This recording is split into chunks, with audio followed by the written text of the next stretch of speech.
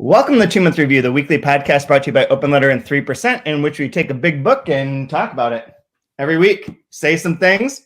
Sometimes we're funny, sometimes we're not. Sometimes we make sense, sometimes we do not. The books are always big.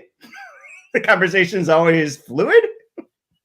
But there are drinks and there's conversation. So what more could you ask for? Drinks and conversation. I've double fisting it tonight. It's been a week. But I'm Jeff Ghost from Open Letter Books, joined as always by Brian Wood, author of Joytime Killbox. And this season, our 13th season, is kind of wrapping up. This is our penultimate episode for Ardor by Vladimir Nabokov, in which we'll finish talking about the book itself. And then next week, we'll read a few critical essays about it, of which I'll post them with the ones that we're going to talk about with this particular podcast, so that people want to follow along can follow along. But so how was your Thanksgiving, man? Oh, it was nice. I mean, it was just the three of us. So yeah. I ate half a pie today. Like, why not? I did my usual thing and made slow cooker peanut Thai chicken and like pad Thai. Yeah, that sounds just about as American as anything else. Might as well. It's a melting pot of fun stuff, right? Very true. Very true. Yeah. What else has been going on? Anything interesting?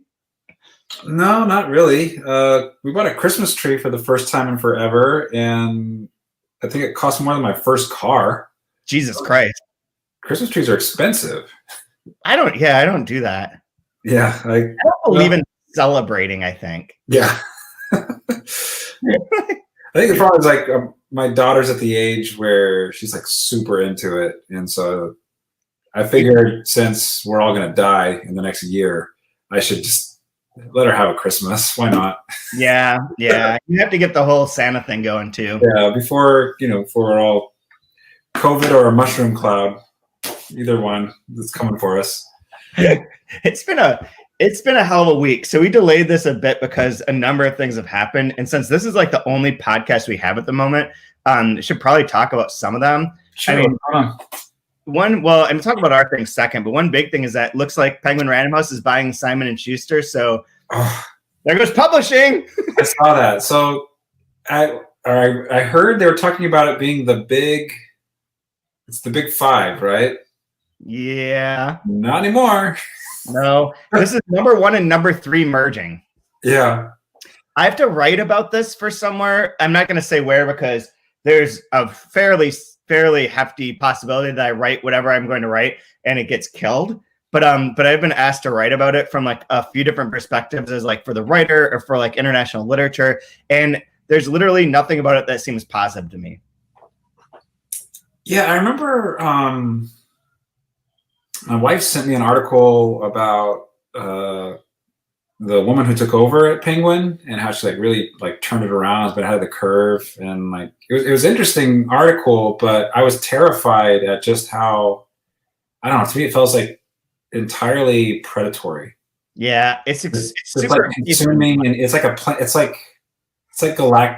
Galactus, like maybe like not a bad guy necessarily, but just devouring everything in its path for it to survive.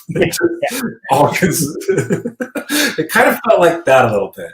Every single one of these mergers is always because like all these big media companies own these book properties, these book publishers, and are always like, these suck. They don't make any money and they're annoying and they're not fun. So let's sell them. Like Disney sold Hyperion, no? I feel like they did, but Viacom selling Simon & Schuster makes sense. Like, no, they don't want them. And so for Bertelsmann to just keep gathering them up, it's all about like finding a way to make just a little bit more profit. And that's generally about like cutting costs. And I have a feeling that like making it less competitive, writers will end up with fewer bids for their books and lower bids for their books. See, I don't know anything about publishing. That's totally your lane. But I don't know, when I think of, it was Simon & Schuster, right? Yeah. I think of like the back catalog and then incendiary nonfiction. I think of Simon & Schuster and I think, wow, they're boring. To be honest, that's literally my first thought. So. Like the Great Gatsby and a book that talks about Trump being an asshole. Yeah.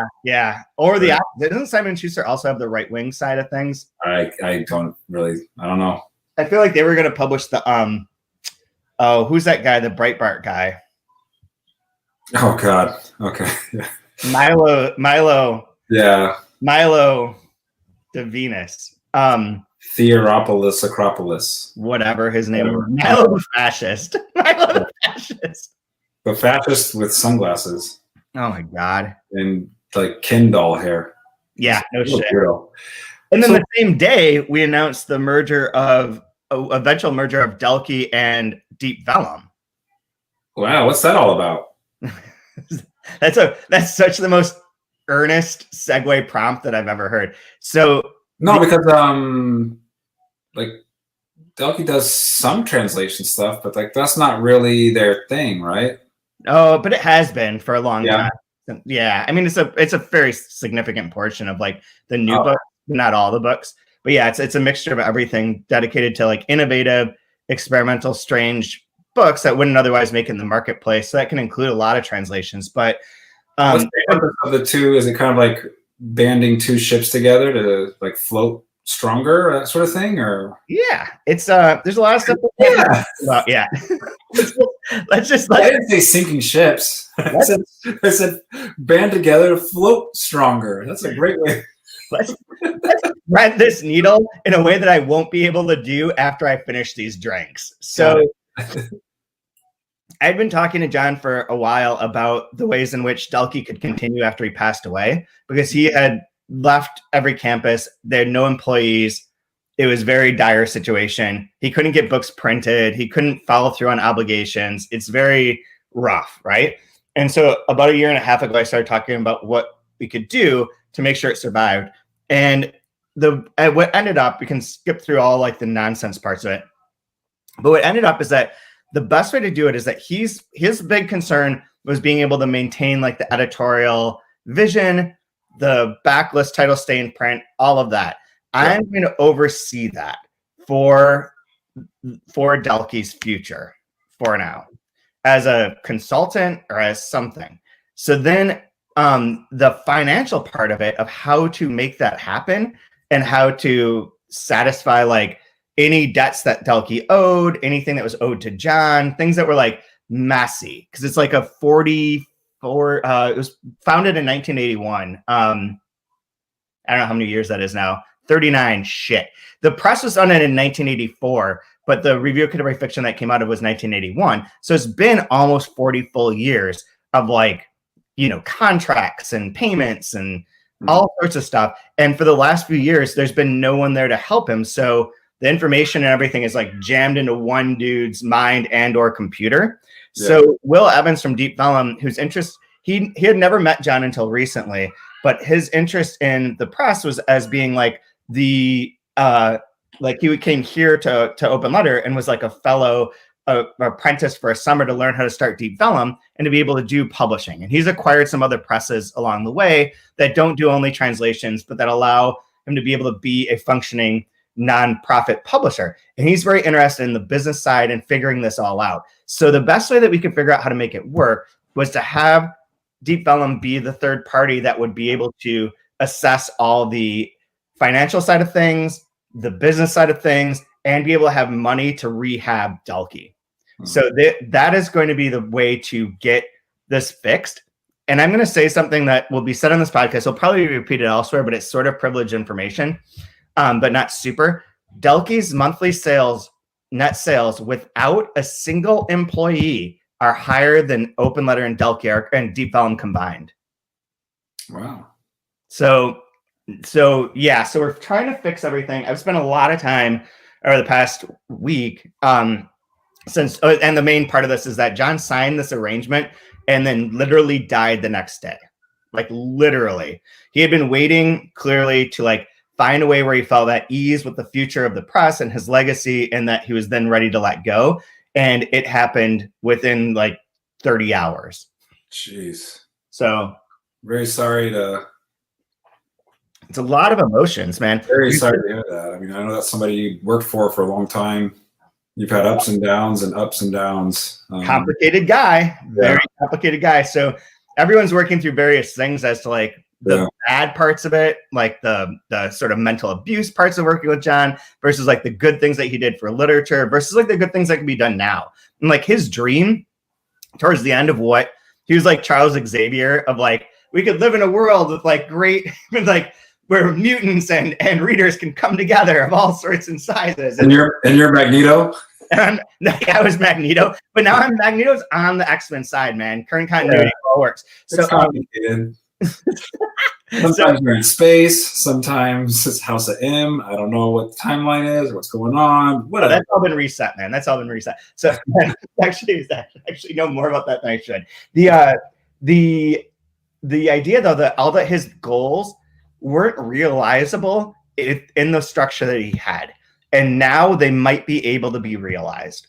And so it's like a real great opportunity. It's very exciting. It's very daunting. There are a lot of people that are emailing.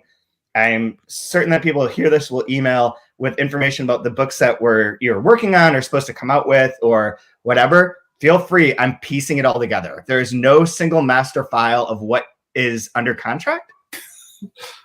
Oh, I actually had 3 books. I had a trilogy. Do it.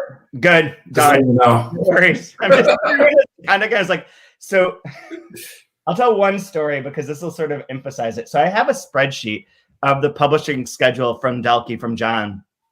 And none of the columns are lined up. It's not used like a spreadsheet is. It's essentially like a notepad with like random dates and stuff in it. And so I've been going through that and piecing together like that with what has been formally announced, and then with all the files that I've gathered from all the sources. Like I had a certain number of them because we were working together to try and make these books happen, but I don't have all of them. And like, it's not clear like what John might've had that we didn't have, like things like that. So I'm putting all together and I get an email from someone and they're like, oh, I have my first of the 3 Antonio Loba and Tunes books that I'm translating for Delkey is due on December 15th, but I need to ask for an extension, but that doesn't sound like a big deal right now. And I was like, wait a second. I was like, first of all, that's one of my favorite authors. I signed him on when I was at Delkey and never got to work on any of the books. I was like, there are 3 of them? Those aren't listed anywhere. Anywhere does that exist? And I was like, and you're supposed to turn one in like 2 weeks? A couple weeks from now? It'd be good to know. I need a vacation to just edit and work and read and proof and figure out what the fuck everything is. But yeah, but that is happening and it's very exciting. And I think it'll bolster everyone. Like Open Letter gets benefits of being able to have access to Delkey Archive authors and connections and deep vellum stuff. They get the fact that they don't need that. I have the background of having worked there for 10 years. They know like the backlist and what John's sort of mission was and how to acquire books. And now we can like essentially look at acquiring books broadly as like Open Letter, Deep Vellum, and Delkey, which is a different sort of way of thinking about the future and being cooperative instead of competitive. So it's the anti-merge, it's the anti-PRH Simon & Schuster merger. It's the merger to figure out how to best do this thing that we want to do of finding unique and interesting literary works and supporting them and supporting the authors and supporting the artists, the translators, and getting the books out there in a way that like involves our strengths on all 3 parts. Like Will's the best at like the business stuff and like making the hype and the deals. We can hire marketing people and have Anthony and Sarah helping together. I can do the editorial stuff with other people. We have a lot of like all of our strengths sort of get played to. So yeah, so it's sort of like the big, like Open Letter's not officially, Open Letter won't change. It's not officially part of this in that way, except through my affiliation. But we will stand to benefit from it. And if you put the 3 together, we'd be one of the largest nonprofit publishers in the country. That's interesting. It's really cool. Just to illuminate my ignorance, how would you say each house distinguishes itself from the other? We've had to sort of come up with a new way of talking about that, and that's still in progress. But the main thing is Delkey, classic, out of print, Nobel Prize, heavy, important authors. Open Letter, and then for the translations, and for fiction written in English, more experimental, interesting, innovative. William Gass, those sort of like the William Gaddis, the people that like they publish the David Foster Wallace School of Things, and the more leaning in that way, which is fun because like I'll be able to see stuff now that I wasn't able to see for 12 years. Yeah. And then Open Letter does young, undiscovered, new, up and coming translated authors. So we want to find the hot next thing and like help build those careers. Some of those people will stay with Rotorata. Not. What's that? Like Rotorata, hot, up and coming. So I'm saying, like, looking backwards, it doesn't make as much sense as thinking forward. But like we would do, so if this were a perfect world, Rotorita would be a Delkey author and Sarah Mesa would be an open letter author. No, yeah, like with like Sarah Mesa or with the Cars on Fire book. Yeah. Gotcha. And then Deep Vellum tends to be a little bit more social and countries that Delkey and open letter don't always hit, like the Indonesia, Malaysia, Mauritius, like those sort of areas of the world. Deep Vellum has already prided themselves on doing those sort of books. So continuing that makes a lot of sense. So there's a way that the three sort of work together, even if that's like theoretical and never going to really look that way, and could only possibly look that way going forward and definitely not looking back. It at least is some sort of a framework that the three are connected, but not the Venn diagram isn't a circle. And then do all three do poetry as well? Or is that going to be siloed? Wouldn't have to, but no, I like that. That makes like that triangle makes sense where it's like super serious, well established translations, up and coming, and then stuff you might miss that's on the peripheral of translation that doesn't have a voice or a place. Like I really like that. That makes a lot of sense to me. And like we were just reprinted. I reprinted on Friday like a bunch of backlist titles that had fallen out of print for Delkey that we're just sitting there waiting to be reprinted. So there's a ton of there's so many good books in the backlist. It's incredible. So there are two things I want to say, and then can end this part and move on to actually talking about the book. But one is that DelkeyArchive.com, if you are listening to this, please do not order from that website. I've shut it down as much as possible, and I put up a notice about it, but we don't know how to ship those books because the office where all the books were maybe are, I don't know, I haven't been there in literally 15 years, is in Normal, Illinois. The copies of the books that need to be mailed out to people who order them are maybe there, but maybe not. So we've been getting a lot of orders, so I just shut it down, and I'm going to try and figure out how to process those through Ingram, but basically go to the Delkey Archive Press bookshop.org account and order your stuff through there. That would help benefit Delkey if you want to help out Delkey Archive specifically. I know it's usually way better to order from the website, but I just don't know how I'll be able to get you your books right now. So bear with me on that. The second thing is it looks like on December 9th, we'll have more details soon. There'll be a memorial gathering for John. If you want to attend it, that would be awesome. If you are someone who has a story or an experience with John that you would like to share at such a public gathering, please email me. I'm very easy to find. It's just chad.post@rochester.edu. But just email me because I need to put together a list of who wants to speak about John for this memorial ceremony. So do that. Those two things. Rest in peace. He was a complicated man, but I have a really funny guy just out of nowhere. One of the former employees sent me this message that from John O'Brien to Jeff Waxman on May 25th, 2007. And she says, the subject is pet peeves. Jeff, I have a number of pet peeves. Let's see if you can figure out what is near or at the top of that list. John O'Brien.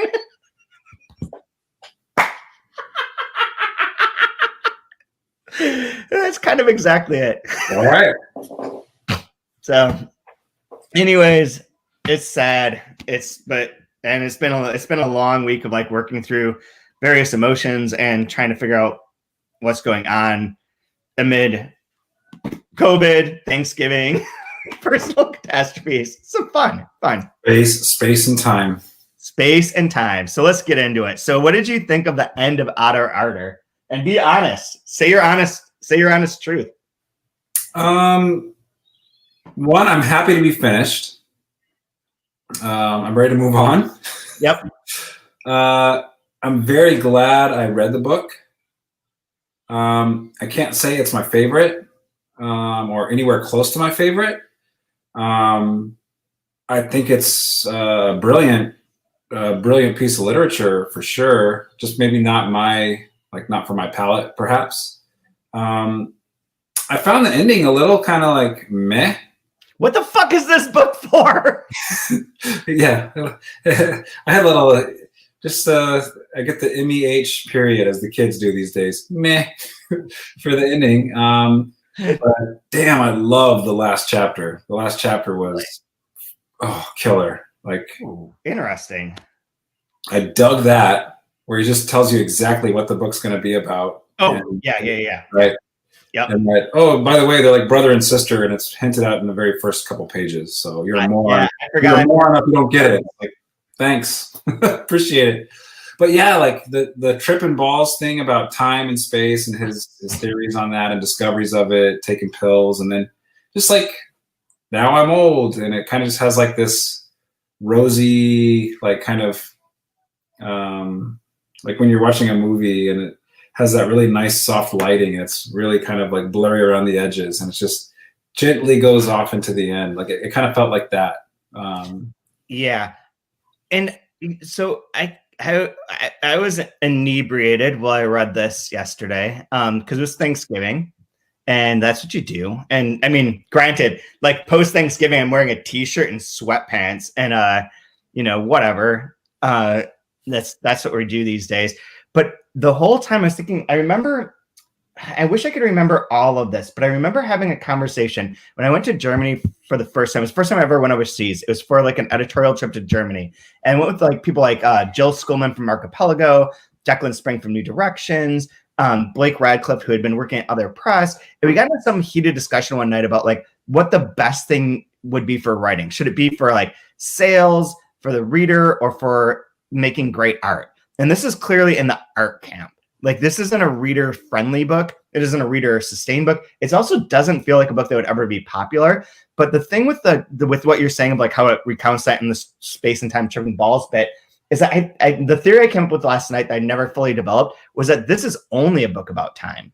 Mm-hmm. This is only a book. There's no space whatsoever. And the fact that it takes so long to go through like their first summer together when they're so young, and so long for like that next summer a few years later, and then just jumps all those years and has like this little bit from when they're together and then a little bit. And then at their old age, they live together for like a fucking 50 years. Right? Like at the end, like they after Vinelander dies, they live together for 50 years, married and like in this sort of happy state. Just jump about from estate to estate to estate.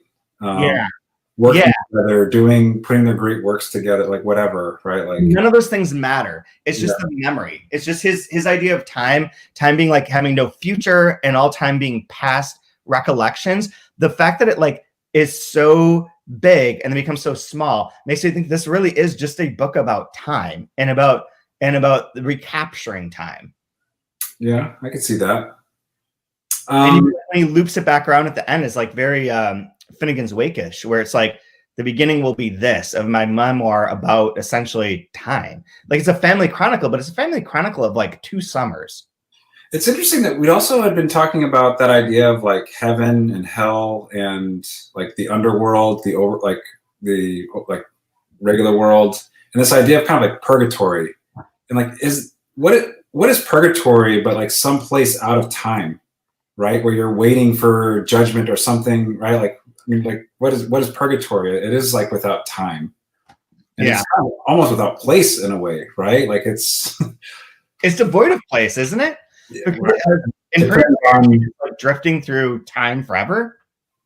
But and like it's interesting talking about that like in previous, felt like weeks, months ago. But yeah, I mean, like that's kind of what we have here, right? Where like it's which starts to maybe reframe ideas about like cinema and photography, that those are just forms of time, of representations of time. And it mentions it a lot. Obviously, there's a lot of talk about different concepts of time in here, and one of them is about pictures, like a collage of pictures being time or trying to recapture time for sure. What was just a quick sidebar, like some of my like overall thoughts of the book?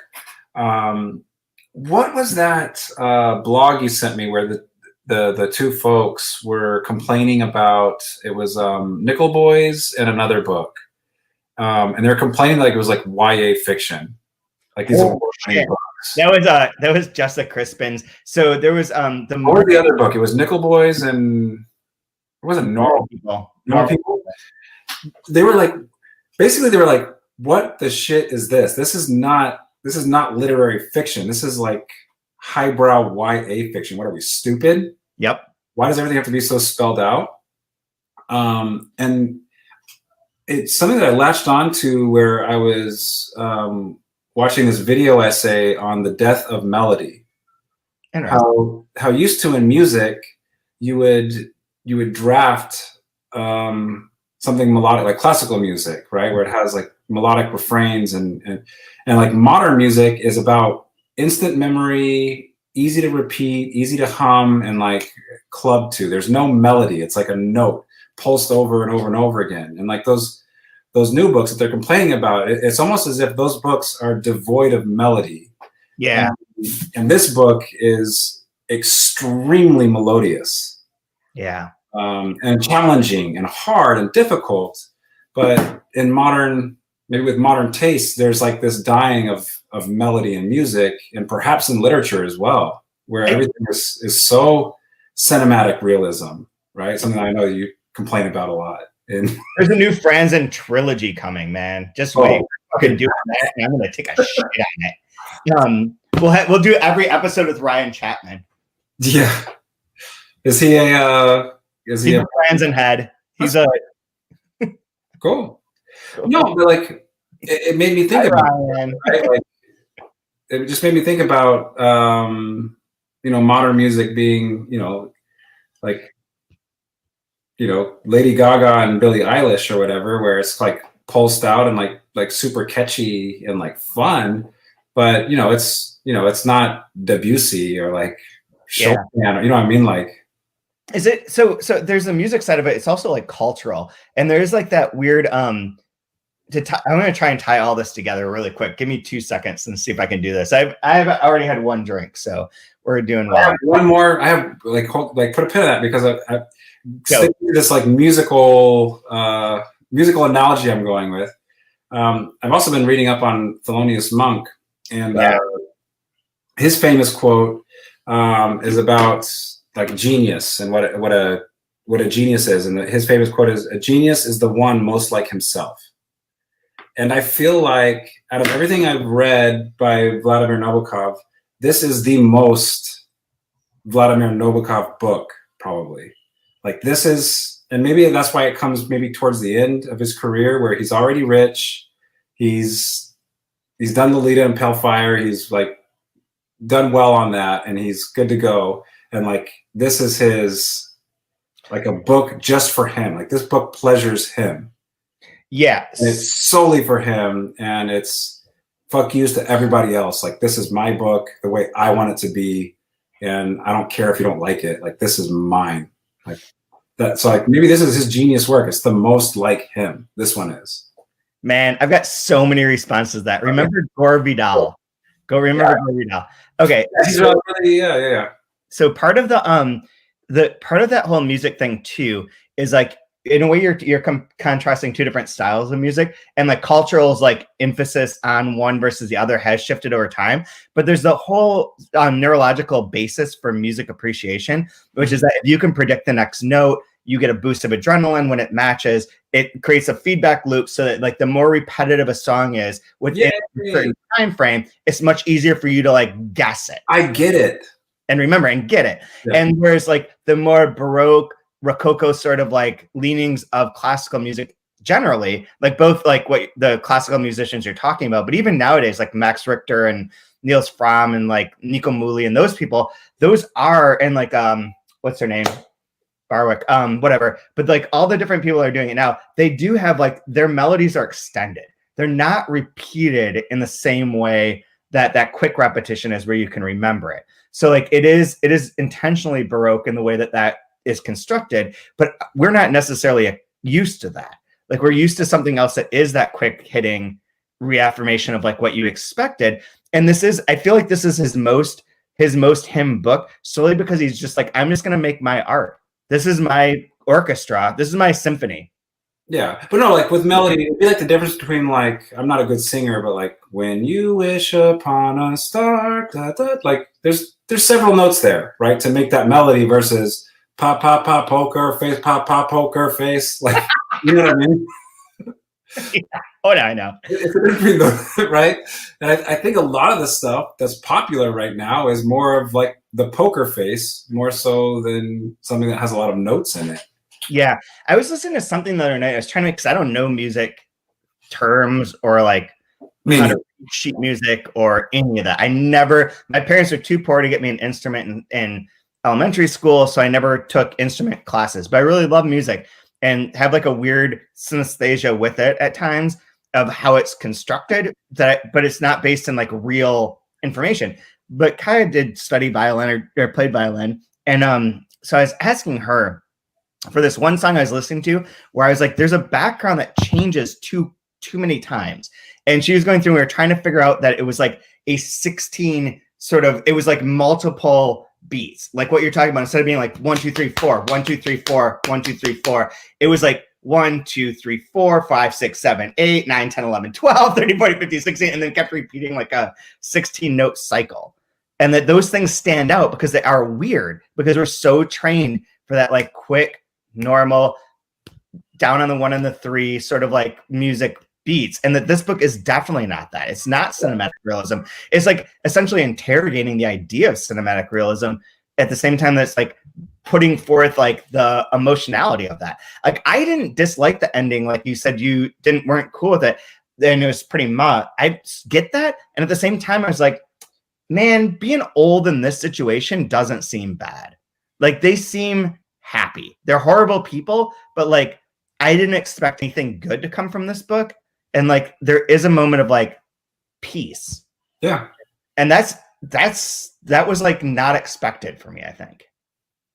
Gore Vidal. So Michael Silverblatt from Bookworm called me the other day to talk about John's passing. And amid other things, including like random insults about our book selection for Open Door, he talked about how he had been talking to Gore Vidal at some point in time and about Nabokov. And Gore Vidal was like, he's a bad English writer. He writes like a Russian who learned English, and that his prose is unique and special and its own thing, but his translations are not very good, that the translations that they did of his own stuff in English, from Russian and English, could be improved, and that even when you read things like Ardor, it's like Nabokov writing. It's not like English. It's not American English. It's not like any of those things. It's that only that person could do that.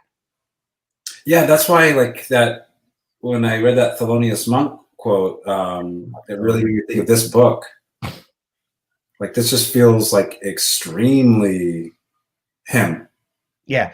And like pure to itself, pure to his intent and like idea. Yeah. Not like twisted by the marketplace or by expectation. Yeah. So what do you think of Space and Time? Flat circle, man. Flat circle. No, I underlined quite a few different things. I mean, there's a lot to just, I'd have to read it. There's so many weird big words in this ending part, done in a confusing manner. That, yeah, I mean, I don't think that I necessarily get it, but I found it fascinating and enthralling at the same time. But. So I'm going to put forth a hot take that hopefully someone that's watching will comment on or listening, is that essentially Veen is a hippie. Okay. He's basically saying you can only live in the now. And that it's almost like a philosophical justification for the rest of his life of being able to separate space and time so that time doesn't have, instead of 3 panels of past, present, and future, future doesn't exist. He eliminates that right away. Past and past is just the now that you remember, that you remember, and the slice of that. So he is like very much wanting to live in the now, which is sort of also the way in which you get around moral conundrums related to your sister. It doesn't matter. It's just the moment. It's just in the moment. I'm just living in the now, and he goes through such long, crazy things to try and make this make sense. But he's just a hippie. He's just a hippie. Okay. Two fallacies should be dealt with before we go any further. The first is the confusion of temporal elements with spatial ones. Space the imposter, yada, yada, yada. His trial will take place at the later stage of our so there's that. And there's this line here, his trial will take place at a later stage of our investigation. I thought that was interesting. I kind of love it. If he likes, may maintain that space, with a capital S, by the way, that space is the outside of capital T time, or the body of time, or that space is suffused with time, and vice versa, or that in some peculiar way, space is merely the waste product of time. Yeah. That related to that one. I had the one that I flipped open to is on 544. The quote unquote passage of time is merely a figment of the mind with no objective counterpart, but with easy spatial analogies. And it is true. Like, we don't use the time analogies that we use to describe the passage of time are spatial. So like a river, I don't know what else, but like passage, in fact, is seemingly spatial term.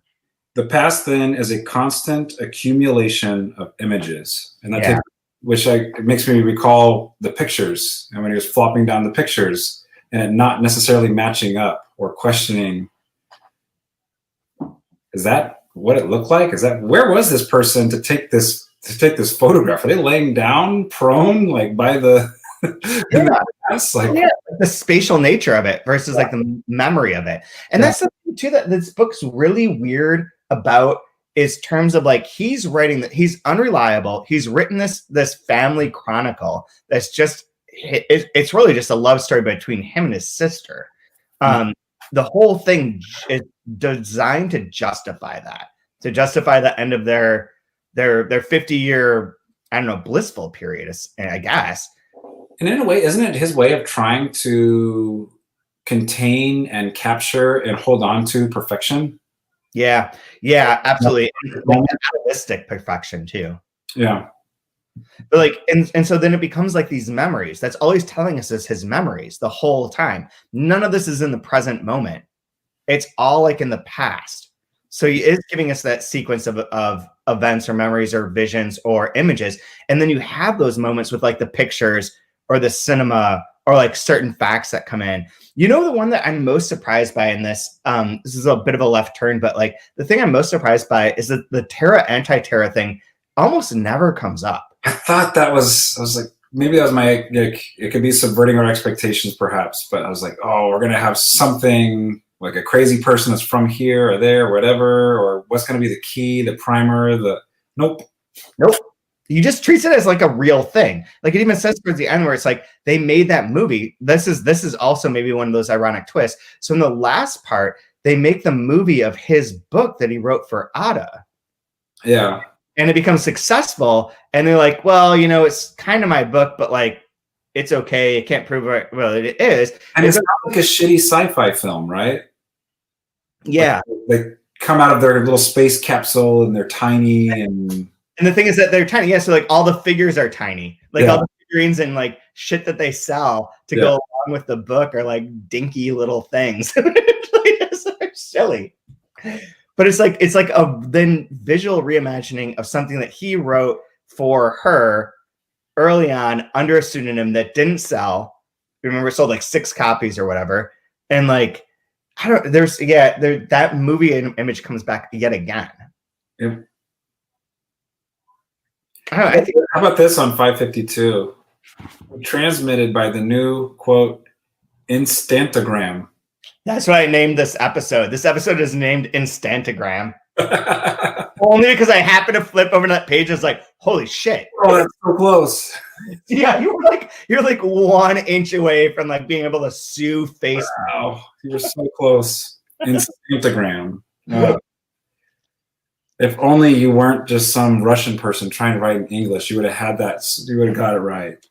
You would have got it right, and like and Instagram would not exist, and the world would be a different place. Gore Vidal sounds like a hater. Gore Vidal does sound like a hater. Yeah. He definitely does. I did remember though when Michael Sobrella was talking to me that when I saw him at a New Alipo conference in Los Angeles like 15 years ago, he told me that this was one of the greatest books ever written. It was Ardor. And I was like, well, I haven't read it. He's like, I don't even know. Like, you know, go fuck yourself. You don't count. You have to read. He didn't say it like that, but he was like, oh, you have to read it. This is the book. Well, have you read Gore Vidal's Lincoln? No. Go leave. Get out of here. Get the fuck out. Get the fuck out. Just get the fuck out now. He's the one that made Ben-Hur awesome by adding all that homoerotic tension that Charlton Heston had no clue about. Pack that pipe and smoke it. Yeah, right on. You not read this? Buckley or whatever his name was. After, remember that used to be a world where like people would debate, like intellectuals would sit down and have a conversation about presidential debates. And can you imagine that? Nope. Yeah. Nope. Can't. Would like to, can't. Oh my God. But it is, one thing that's interesting. I forgot to look this up, but on page 542, when so there were a couple things about his time thing that stood out to me. One was the hippie aspect of it. That's just basically about being in the now. Fair. Got that. We've got all this, like, this is a book filled with like an unreliable narrator talking about time and memory, which is just like raises so many questions. And really the consciousness of it is the now that he's writing it and how he's writing it for this moment. Even so far as like Ada's punctuations in the beginning, remember she had all of her like sides and parentheses. Those are like of the now as well. They're like her reading of the book and commenting on it in now time, not about what happened, but what she's saying about it now. Yeah, like when they were talking about like, perhaps we shouldn't do this part with Violet Knox. Right. Lest she read it. Yeah. But yet this is typed, and so it's kind of like this weird kind of screws with your mind a little bit of like, wait a second, what the hell? Yep. How? What? Yeah. And so in one of Nabokov's like legitimately last books, look at the Harlequins is a parody of his whole career and a parody of Nabokov himself. And in that, the main character who is Nabokov and marries like 20 women, and it's like the opposite of Nabokov and like in every way, but it's like a big joke and it's very funny to read. But the character can't imagine walking down a road and then turning around and walking back. And this is part of the ambidextrous universe that Martin Gardner wrote about, of like the reversal of things and being able to go forward and backward in space and time. And I believe that he references Nabokov in that book. And then Nabokov references him in multiple books, including on 542, where John Shade, a modern poet, is quoted by invented philosopher Martin Gardner in the ambidextrous universe on page 165. Is 165 quoting Nabokov in the real ambidextrous universe about the imaginary John Shade, who's littered throughout here. John Shade, for anyone who doesn't know, was the poet from Pale Fire. Yeah. Gets killed. Oh, spoiler alert. Also, related to Pale Fire, I believe that on 545, where it talks about old Zembre, that's Zembla. Where like, what's his fucking name? Oh my God, it's John Shade and oh shit. Do you remember who the character from Pale Fire is? The one that does all the footnotes? Gosh, it's frustrating. I haven't read it in forever. But either way. Can't think of it. But John Shade shows up a lot. Like she translates him. That's why, again, like I kind of took this as like this, like he's pleasuring himself with this book. Like this book is for him. Like Charles Kinboat. Kinboat, yeah. Yeah, very much like a self-referential. Or Trout, I think, is the person you're thinking of. Exactly. What is it these male authors just want to like love themselves and and create new characters to love them and put themselves in their work. So in love with themselves. Ironically, right before we came on here, I finished reading Time's Arrow by Martin Amis, which is about a man's life told backwards. Mm-hmm. And it involves the same, and Vonnegut's reference, the idea of time is talked about. It's very much another time book. Oh, that was the other thing I was going to say. That the time stuff in here reminded me, like as an echo, but it's been too many years, of the Quentin section in Sound and the Fury, where he's talking about time and eternity and kills himself. Which I don't think that that's intentional, but this idea of like the process of sort of mediating on time is like an interesting one for characters to do, because they're within you're within a weird trap space. I don't know. I'm going to stop that thought. That thought's a crazy thought. Okay. My purpose in writing My texture of time, a difficult, delectable, and blessed work, a work which I am about to place on the drawing desk of the still absent reader, is to purify my own notion of time. I wish to examine the essence of time, not its lapse, for I do not believe that its essence can be reduced to its lapse. I wish to caress time. Yeah. Yep. And in some ways, I feel like this kind of echoes Nabokov in writing this book, where it's like it's a blessed work, and like again, like there's like not even a reader in mind for who it's for. It's like it's just solely for him. It's still, I think, feels like although it's still like brings a lot of pleasure to himself in writing it. Maybe the classical wrong with that. But again, it gives me this idea that this is like this feeling. This is like one of his like most Nabokovian books. If that makes sense.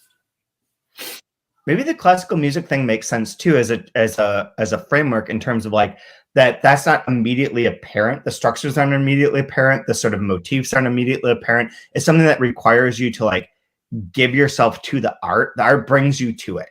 Like you can understand it through going to the art instead of like the Jonathan Franzen sort of way of telling a story, which is like coming to manipulate you. Mm-hmm. Like I don't feel manipulated through this book. I feel like the book is what it is, and I can try and figure it out. But it's not going to be like, I'm going to manipulate you and make you feel shitty and weird. And in a way, that's a contrast with Anna Karenina, which is manipulative in a lot of ways, where it does like set up scenes so that you have feelings about certain characters and then twist them over and over again. Yeah. In this book, I didn't feel like an invited guest. I felt more like a voyeur. Yeah. With this book. And like, I don't know the world. I'm not invited here. And I'm privy to see things and know secrets or whatever. But yeah, like I don't get the jokes necessarily. I don't get the, like I'm not part of this caste, like this high caste system or whatever. So yeah, I think it does have that very, like for me, it has this kind of like voyeuristic feel to it, where like I'll let you into a slice of life that you're not necessarily. Holy shit! Wait, I have a whole nother reading. Okay, give me 1 second here. I know that I don't think that this is textually backed up, but let's believe this for 1 second. Or let me have this. Let me have my QAnon conspiracy here. So one of the best parts of Lolita, the best part of Lolita to me is at the very end when Humbert goes to find her years later, and she's like married and unhappy and living in like a trailer in like a trailer park, and it's like all shitty and all like the glamorousness of what he described of this like how ugly she looks. Yeah, because she's like 16. Everything's like I don't think she's more than 16, but like no, like it's just like her armpits are discolored. Yeah, she's shaving them, or like little like these like like the way he describes the details, and like it's so disgusting. This person's head, and you're inside that. Yeah, go ahead. Sorry. What if all this stuff what if all the Terra, anti-Terra, what if all the money, all the estates, all that stuff, what if that's all a lie? And really, these are two crazy, incestuous people that are like old and corroded, letting forth their truth now, but they're like not in any of that special highfalutin world. They're just he's creating that. This was our love story. It wasn't this like, manipulated terrible. What if this is like Fight Club? Sure.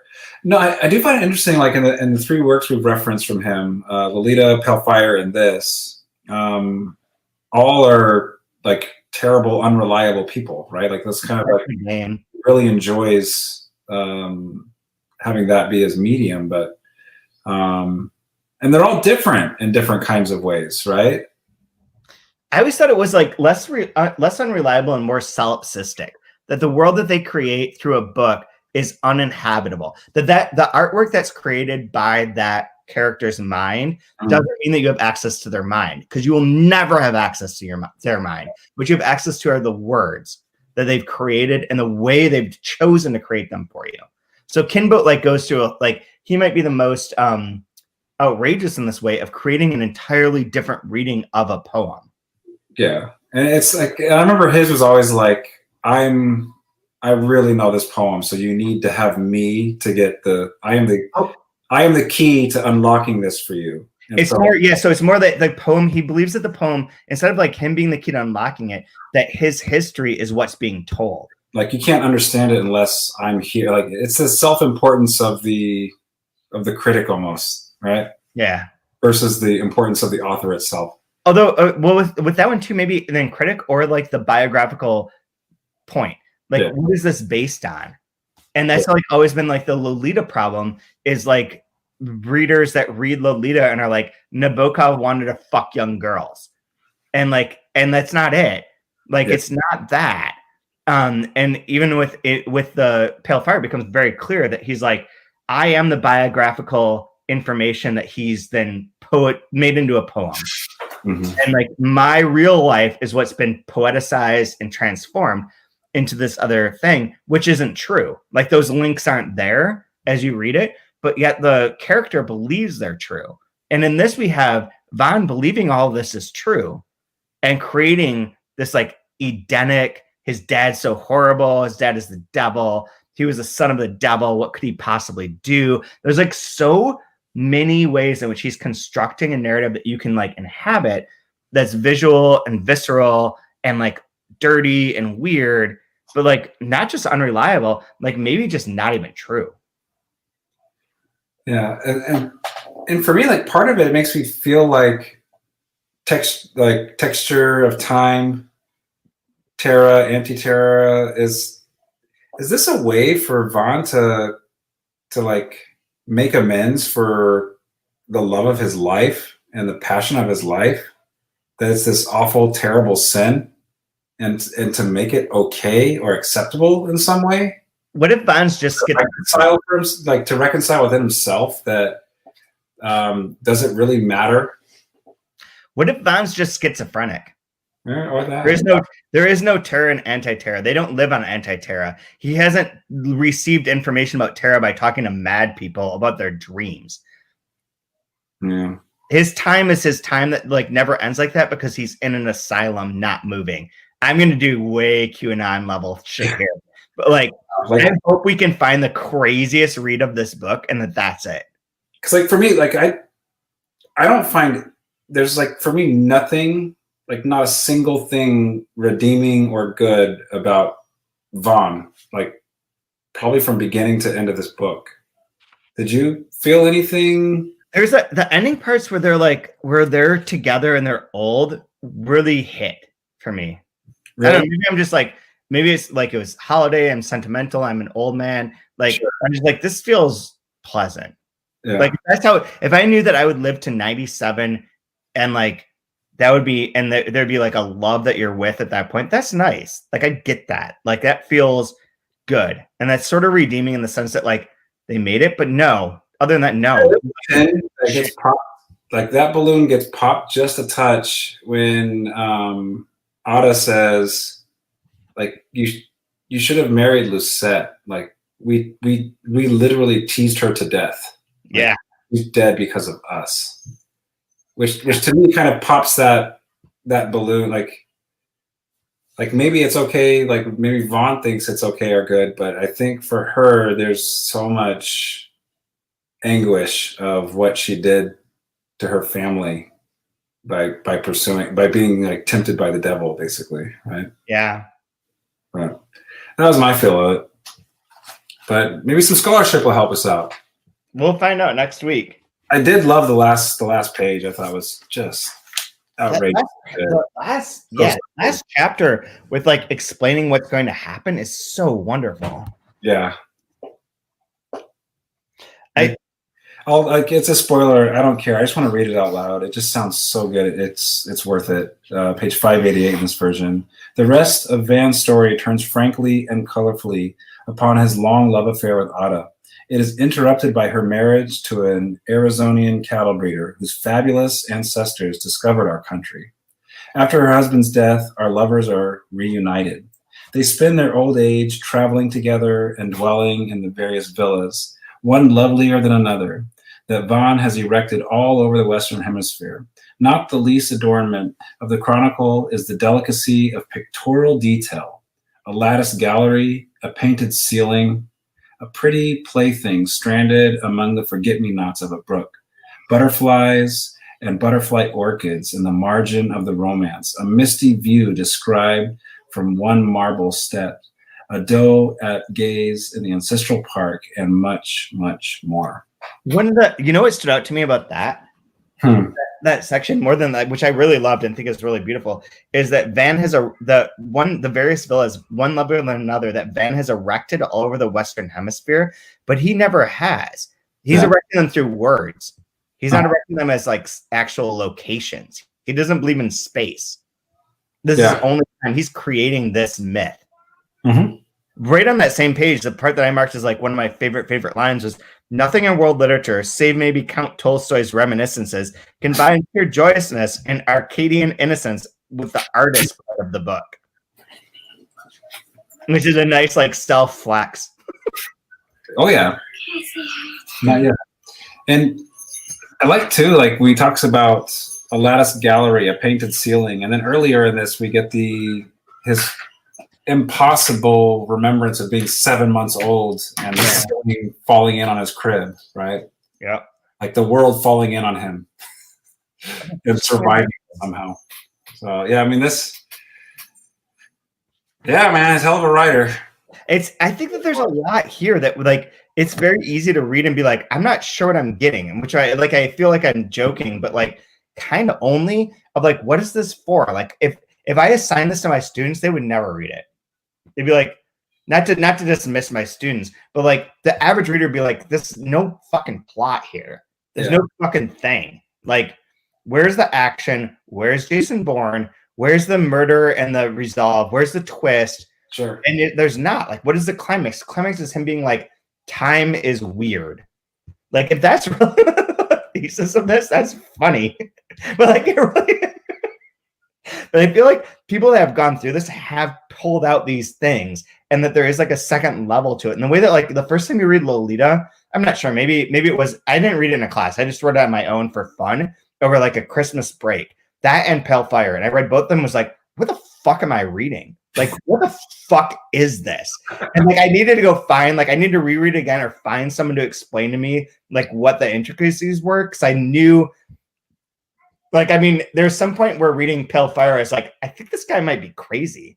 like that's like as close as it gets.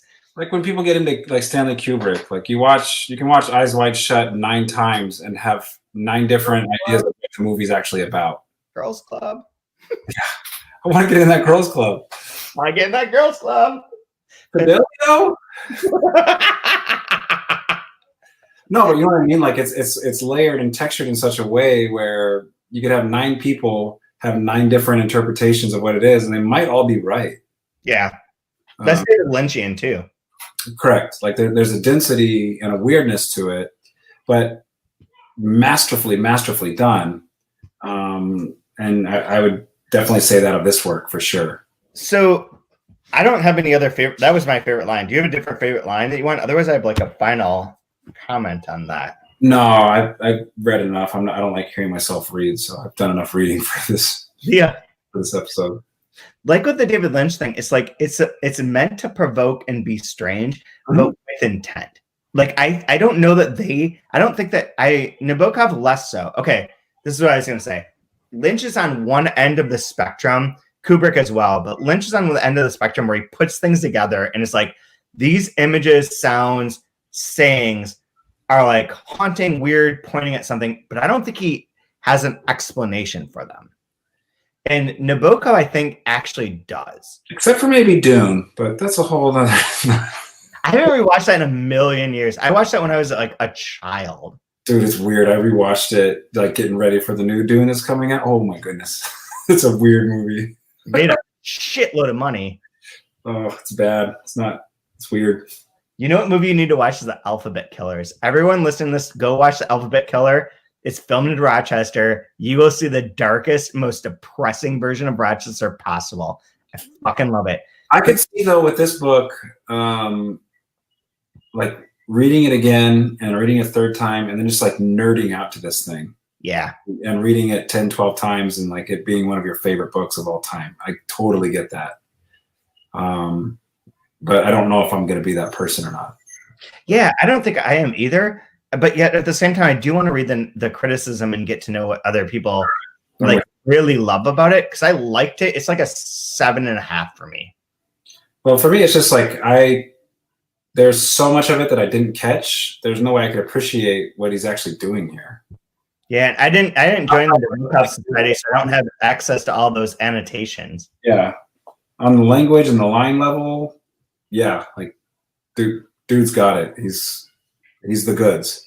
Yeah, but yeah, most of it is just over my head because I'm one of those. I like things that don't have melody. Apparently, Give me Lady Gaga. Enough of this Judy Garland. Give me some Lady Gaga. So up next, we'll have JR, which is absolutely symphonic.